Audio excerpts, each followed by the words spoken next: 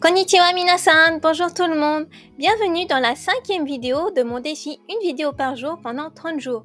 Aujourd'hui, je vais vous parler des kanji et de leur fonctionnement. On commence avec l'origine des kanji. Ils viennent du chinois. Avant, les Japonais n'avaient pas de système d'écriture. Ils ont alors emprunté les caractères chinois. Ils ont intégré les kanji tout en conservant la prononciation japonaise des mots, mais ont aussi adopté certaines prononciations chinoises en les adaptant au japonais. C'est pour cela qu'un même kanji peut avoir plusieurs prononciations. Au fil des siècles, les Japonais ont créé leur propre système d'écriture basé sur les kanji, les hiragana et les katakana. Les deux forment les kana, mais ils ont quand même conservé les kanji. Je vais vous expliquer pourquoi à la fin de la vidéo. Aujourd'hui, les kanji sont complètement intégrés dans le japonais et les kanji sont parfois un peu différents du chinois parce qu'ils ont évolué différemment. Les kanji viennent à l'origine de dessins. Parfois, il est facile de voir d'où vient le dessin original, d'autres fois, c'est moins évident. Pour les kanji simples, on peut souvent reconnaître l'image de départ, ce qui aide à se rappeler de leur signification. Entre le dessin et le kanji actuel, il y a eu quelques modifications. Par exemple, les formes rondes sont devenues plus carrées.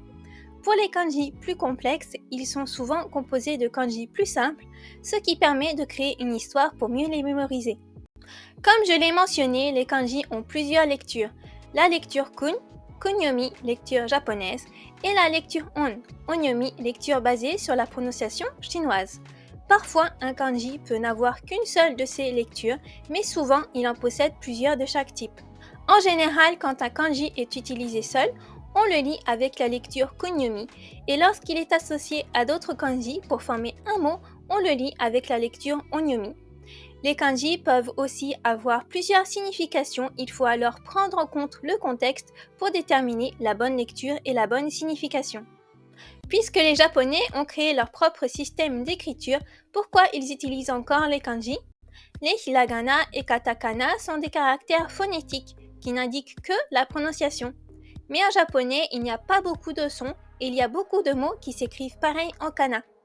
Les kanji permettent de les différencier. Ils indiquent à la fois la prononciation et la signification du mot.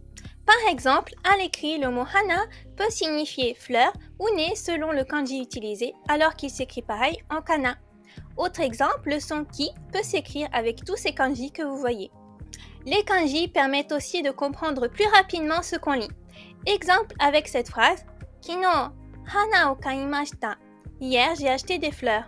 On peut comprendre le sens général de la phrase rien qu'en regardant les kanji. Hier, fleur, acheté. Alors qu'en hiragana, il y a 11 caractères, ce qui rend la lecture un peu plus lente. Voilà, c'est la fin de cette vidéo. Dites-moi si jamais il y a des choses qui n'étaient pas claires. Si vous avez apprécié la vidéo, n'oubliez pas de mettre un pouce bleu et de vous abonner pour en apprendre plus sur le Japon et le japonais. À demain, matane! Vous pouvez télécharger gratuitement mon guide japonais de survie pour apprendre les bases pour voyager au Japon.